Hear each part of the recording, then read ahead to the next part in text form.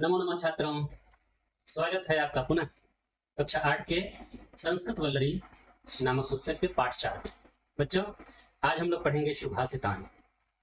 सुभाषितान इसका शाब्दिक अर्थ है सु मतलब सुंदर, भाष माने भाषा, अच्छी अच्छी बातें, एक नहीं कई, अर्थात जिसमें कई अच्छी अच्छी बातें आपको बताई जाएं, उन अच्छी अच्छी बातों का अर्थात अच्छे अच्छे वाक्यों के समूह को कहते हैं सुभाषितान।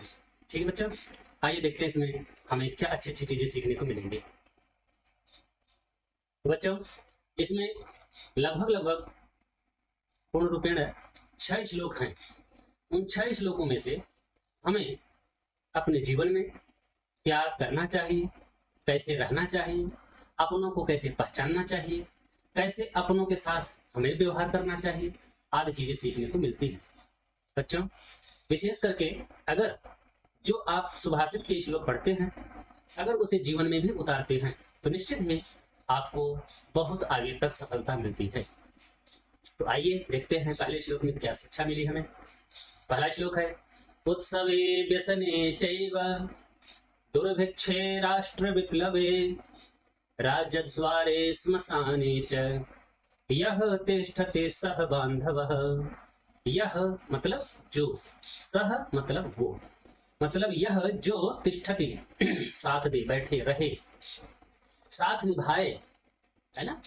कौन साथ निभाए, कहाँ साथ निभाए, सुनिए। उत्सवे जो हमारे सुख में हमारे साथ रहे, उत्सवे जो सुख में साथ रहे, व्यसने और संकट में भी साथ रहे, है ना। केवल सुख ही में नहीं, दुख में भी साथ रहे। दुर्भिक्षे और जब कोई जैसे सूखा पड़ गया, अन्न का अभाव हो गया, बाढ़ आ गया, फिर अन्न का अभाव हो गया, मतलब जहां अन्न आदि की समस्या होने लगे वहां भी हमारा वह साथ दे, अर्थात हमारे लिए आहार के साधन बन जाए, आहार की व्यवस्था करे।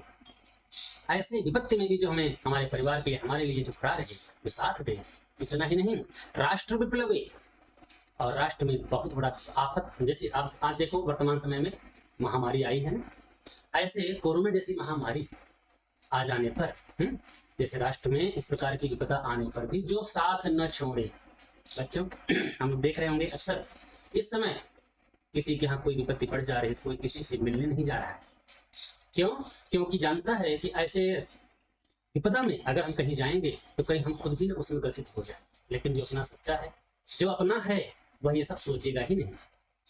वह बिना किसी संदेह के, बिना किसी रुकावट के तत्काल पहुंच करके साथ देगा। और राजद्वारे, राजा के द्वार पर, राजा के द्वार पर लोग क्यों जाते हैं? न्याय मांगने के लिए, है ना। तो यहाँ राजा का द्वार कौन है? सरकार है। अर्थात हम जब सरकार के सामने पहुंचे न्याय मांगने के लिए, न्याय की गुहार करें, वहां भी मेरा साथ दे। और श्मशाने च, श्मशान का तात्पर्य यहाँ बच्चों अंतिम यात्रा, है ना। जब आदमी इहलोक को समाप्त करके परलोक को जाता है, अर्थात जब उसका जीवन समाप्त हो जाता है तो उसकी अंतिम यात्रा होती है श्मशान। तो उस स्थान तक जो साथ दे, वहां तक जो साथ दे, जो कंधा दे, सह बांधवः, वही मेरा अपना मित्र है, भाई है, बंधु है, परिवार है। समझ में? फिर से देखते हैं, कहाँ कहाँ जो इन इन जगह पर हमारा साथ देता है, सच्चा में वही हमारा बंधु, बांधव, मित्र, सखा होता है। कहाँ कहाँ पे? उत्सव में, खुशी में, व्यसने, संकट में, दुर्भिक्षे, आपदा में, राष्ट्र विप्लवे, राष्ट्र के ऊपर आई हुई महामारी में, राजद्वारे, न्याय के स्थान पर, श्मशाने च, और अंतिम यात्रा तक, यह तिष्ठति जो साथ दे, सह बांधव, वही मेरा सच्चा बांधव होता है। स्पष्ट हो गया? अगला श्लोक, न कश्चित् कस्यचित् मित्रं न कश्चित् कस्यचित् रिपुः व्यवहारेण जायन्ते मित्राणि रिपवस्तथा। बच्चों, इसमें सीधी सी सीख बताई गई कि न हमारा कोई मित्र होता है, न कोई हमारा शत्रु होता है। तब का शत्रु और मित्र तो हमारे व्यवहार पर आधारित होते हैं। हम जैसा व्यवहार जिसके साथ करेंगे, अगला हमारे साथ वैसा ही व्यवहार करेगा। जैसे इस श्लोक में बताया गया, न नहीं कश्चित कोई, कस्यचित किसी का, न नहीं कश्चित कोई, कस्यचित किसी का, मित्रम मित्र, न तो कोई किसी का मित्र होता है, और न कश्चित कस्यचित रिपुः, और न ही कोई किसी का शत्रु होता है। है ना। यहाँ पर देखिए दोनों चीज सेम टू सेम है, न माने नहीं, कश्चित माने कोई, कस्यचित माने किसी का, न तो मित्र होता है और ना ही शत्रु होता है। तब जो इस संसार में शत्रु और मित्र होते हैं वो कैसे होते हैं, कहा मित्र व्यवहारेण जायन्ते, ये सब हमारे व्यवहार से ही उत्पन्न होते हैं। व्यवहारेण व्यवहार से जायन्ते उत्पन्न होते हैं। कौन, कहा मित्राणि तथा, मित्र तथा शत्रु। हमारा व्यवहार अगर मित्रवत रहेगा लोगों से तो हमारे लिए लोग मित्र बनेंगे, और अगर हमारा शत्रुवत व्यवहार होगा लोगों से तो लोग हमारे लिए शत्रु बनेंगे। इसलिए हमें अपने व्यवहार को सुधारना चाहिए, है ना। व्यवहार में एक बार जरूर निरीक्षण करना चाहिए ऐसे में जब हमारे शत्रुओं की संख्या बढ़ने लगे, तब ध्यान देना चाहिए कि हमारे अंदर ही लग रहा कोई कमी है। ठीक है बच्चा, तो ये हो गया आपका श्लोक नंबर 2। श्लोक नंबर 3 में आते हैं, यस्य नास्ते स्वयं प्रज्ञा शास्त्रं तस्य करोति किं, लोचनाभ्याम विहीनस्य दर्पणः किं करिष्यति। बच्चों, हमारे सामने शीशा जैसे ही आता है हम लोग तुरंत लगते हैं बालों को संवारने, क्रीम पाउडर लगाने, है ना। देखते हैं कितना सुंदर है, कितना अच्छे से है, अपने आप को संवारने लगते हैं। और वह दर्पण हमारे लिए सौंदर्य का साधन बन जाता है ना। उसमें हम अपने आप को देख पाते हैं, निरीक्षण कर पाते हैं। कैसे देखते हैं, लोचना, अपने नेत्रों से। लेकिन अगर किसी के पास नेत्र ना हो तो उसको शीशा दिखा, भैया देख लो आप कैसे लग रहे हो, वो क्या करेगा, गुस्सा जाएगा। बल्कि वो कहेगा भैया हमारे तो पास आंखें ही नहीं है, हम शीशे में भला क्या देखेंगे, है ना।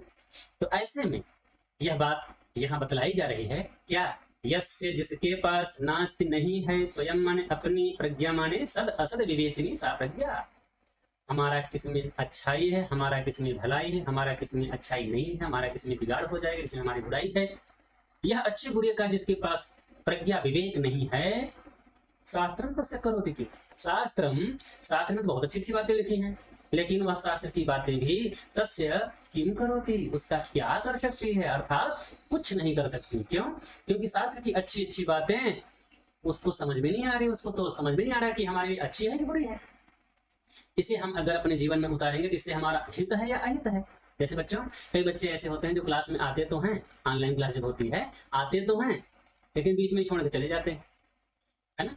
उनको ये समझ नहीं आता है कि हमको पढ़ाई करने में ही हमारी भलाई है कि नहीं भलाई है ना। अगर हम घर बैठ गए, हम क्लास नहीं किए तो नुकसान किसका है, हानि किसकी है, हमारी खुद की है। इसलिए अब अगर ऐसा हम सोचने लगे कि हमारा किसमें हित है किसमें अहित है, तो हाँ हमारे पास विवेक है, प्रज्ञा है, लेकिन यस्य नास्ति प्रज्ञा, अगर किसी के पास प्रज्ञा नहीं है, विवेक ही नहीं है, तो शास्त्रम तस्य करोति किम, उसका शास्त्र भी कुछ नहीं कर सकता, अच्छे अच्छे उपदेश भी उसका कुछ नहीं कर सकते। क्यों, कैसे नहीं कर सकते का, ठीक उसी प्रकार जैसे लोचनाभ्याम विहीनस्य, लोचनाभ्याम दोनों नेत्रों से, विहीन माने हीन, अर्थात जिसके पास दो नेत्र न हो और उसके सामने शीशा रख दो तो दर्पण किम करिष्यति, दर्पण उसका भला क्या कर सकता है, कुछ कर पाएगा, कदापि नहीं कर पाएगा। अर्थात दर्पण उसको चेहरा नहीं दिखा पाएगा, क्योंकि उसको अपना चेहरा देखने के लिए नेत्र की आवश्यकता पड़ती है, और नेत्र तो उसके पास है नहीं। तो ठीक उसी प्रकार से अच्छे बुरे की सीख तब आपको आएगी समझ में जब आपके पास स्वयं की प्रज्ञा होगी, स्वयं की विवेक होगा, स्वयं आप समझेंगे कि हमारे लिए क्या अच्छा है क्या बुरा है। इसलिए बच्चों प्रयास करो अपनी अच्छी चीजों को, अपने लिए हितकारी चीजों को जीवन में उतारने की, ग्रहण करने की। अगर आप दूर भागेंगे पढ़ाई से, आगे चल करके बहुत आपको पीड़ा होगी, आपको लगेगा कि हमने अपना समय क्यों बर्बाद कर दिया, है ना।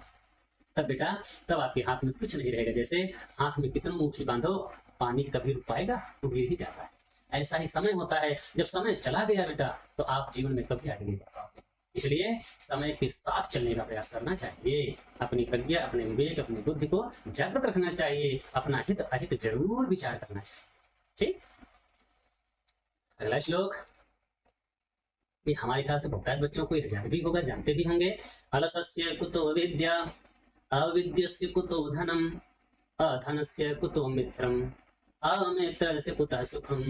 अलसस्य, आलसी को, कतः कुतः, कहाँ से, विद्या, विद्या, अर्थात आलसी को भला विद्या कैसे मिल सकती है, अर्थात कदापि नहीं मिल सकती। आलसी हो और वह चाहे कि मैं विद्यावान बन जाऊं, विद्वान हो जाऊं, असंभव, क्योंकि आलसी के पास विद्या नहीं जाती। सिर्फ विद्या ही नहीं, उसके पास कुछ नहीं जाता, है ना, उसे कुछ नहीं मिल पाता है, वह जीवन भर निराश हताश होकर के जीवन बिताता है। और इतना ही नहीं, यह पहला सोपान है। अगर आलसी बने और विद्या नहीं ग्रहण कर पाए तो क्या आगे परिणाम होगा देखो।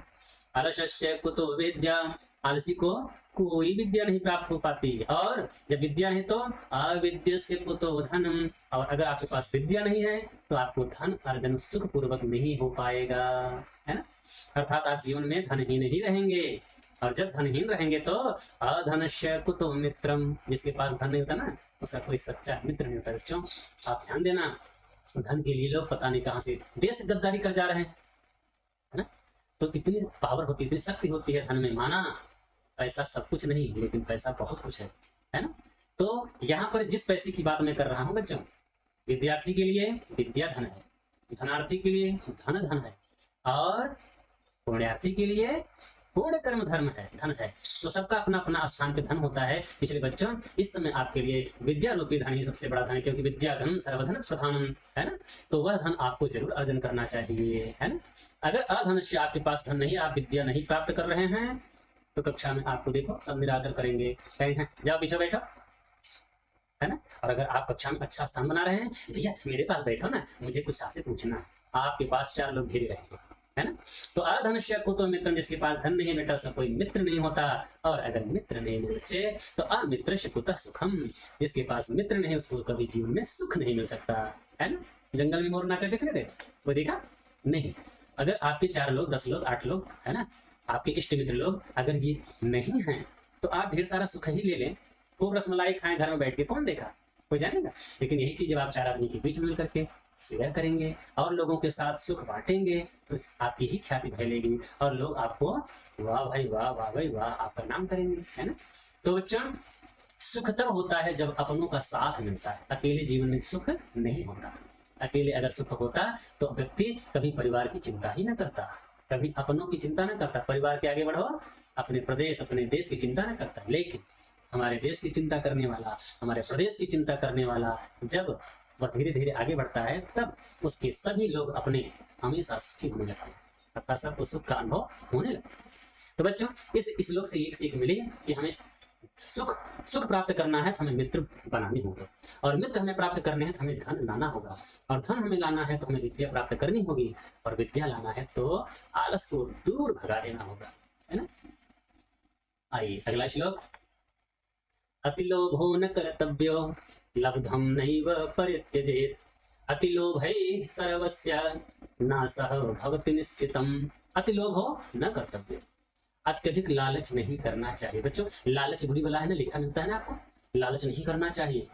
अरे भाई इस धरती पे ऐसा कौन है इसको लालच ना, लालच तो सबको है। अच्छा भाई ठीक है लालच सबको है, लेकिन ये बताओ लालच करो सही है लेकिन अति लालच मत करो। क्यों?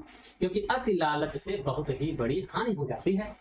क्योंकि अति लोभ ही, अत्यधिक लोभ करने से नाशः सर्वस्य नाशः निश्चितम भवति, सर्वस्य सभी का नाशः नाश निश्चित होता है।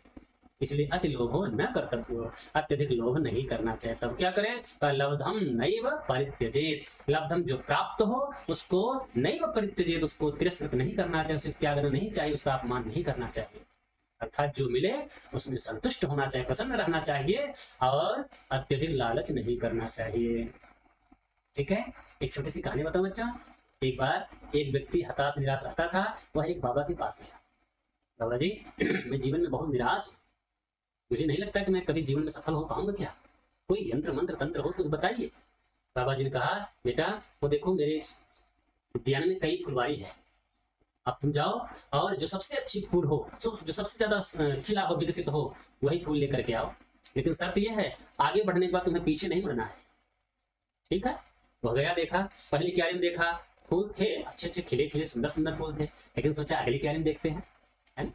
आगे जाके देखता है तो थोड़ा सा किसी में मुरझाए थे, किसी में अध पके थे, अध खिले थे, तो सोचा चलो आगे चलते हैं देखते हैं। और आगे वाले क्यारी में गए तो ज्यादातर मुरझाए ही मिले। आगे गया तो फूल ही नहीं मिले। फिर आगे बढ़ा, अंतिम क्यारी में जब पहुंचा तो एक आध फूल मिला, वो भी मुरझाया हो। अब पीछे तो मुड़ना नहीं था। अंतिम में वह एक फूल मुरझाया हो लेकर के कहा कि बाबा जी ये फूल है। कहा भैया पूरे पुष्प वाटिका में आपको यही मुरझाया फूल मिला? इसने कहा बाबा मैं सोचा शायद आगे बढ़ूंगा तो और अच्छा मिल जाएगा। ठीक इसी प्रकार बेटा समय होता है, अगर आपने समय को खो दिया, अभी नहीं आगे, अभी नहीं आगे, अभी नहीं आगे, इसमें नहीं आगे में संतुष्ट होंगे और पाएंगे और संतुष्ट होंगे, अभी नहीं संतुष्ट हैं और पाएंगे। लेकिन ध्यान देना, जब आप लौट के आओगे ना तब कहोगे ना ये दिन अच्छा नहीं, इसके पहले वाला ही दिन अच्छा था। जिस 1 रुपए में आप असंतुष्ट हैं, जब आप आगे बढ़ेंगे तो एक दिन आप कहेंगे खुद वो 1 रुपया वाला ही जमाना ठीक था, इसमें हम कम से कम संतुष्ट तो रहते थे, है ना। तो बच्चों कोई भी समय, कोई भी परिस्थिति हताश होकर नहीं बितानी चाहिए, है ना। उसमें आनंद पूर्वक उसमें जीवन यापन करना चाहिए, क्योंकि ईश्वर जो देता है वह हमारे सामर्थ्य के अनुसार देता है, हमें उसमें संतुष्ट रहना चाहिए, ठीक है। इसलिए अति लोभ न कर्तव्य, अत्यधिक लालच नहीं करना चाहिए, और लब्धम नैव प्रत्यजेत, जो हमें प्राप्त हो उसका हमें अपमान नहीं करना चाहिए, तिरस्कार नहीं करना चाहिए, क्योंकि अति लोभ ही सर्वस्व, अत्यधिक लोभ करने से सभी का नाश निश्चित भवति, नाश निश्चित हो जाता है। इसलिए लालच अत्यधिक नहीं करना चाहिए। अंत में श्लोक में आते हैं बच्चों, यथा चित्तम तथा वाचः, यथा जैसा चित्त मन में, तथा वैसे ही वाचः वाणी, जैसा मन वैसी वाणी, और यथा वाचः जैसी वाणी तथा क्रिया, ठीक उसी प्रकार के हमारे कार्य, क्रियाकलाप। अच्छा, जैसा मन वैसी वाणी और जैसी वाणी वैसी क्रिया कहा, तो इसका मतलब क्या कहा, जिसके चित्त में, जिसकी वाणी में और जिसकी क्रिया में अगर एक रूपता है, उसी को क्या कहेंगे, साधु, उसी को कहेंगे सज्जन।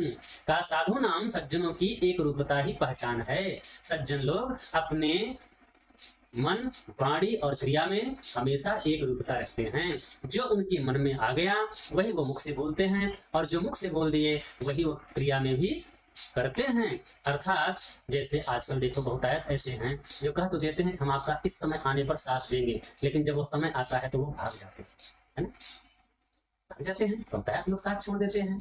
तो बच्चों, और जो कह दे हम साथ देंगे और उसके अनुसार वह उस समय पर साथ देने के लिए डटा है, वही सज्जन कहलाता है। इसलिए बच्चों बात से कभी कटना नहीं चाहिए, क्योंकि अगर चित्त में कोई बात आई तो उसे अगर आप मुख से निकाल दिए तो उसे जरूर आपको पालन करना चाहिए, क्योंकि इन्हीं के कारण भगवान राम का जो भगवान राम के जो पूर्वज थे वो आज भी उनके लिए ख्याति, एक शब्द, एक सूक्ति है क्या, वो आज भी प्रसिद्ध है जगत में। कैसे उन्होंने कहा है ना कि रघुकुल रीति सदा चली आई, प्राण जाए पर वचन न जाए, है ना।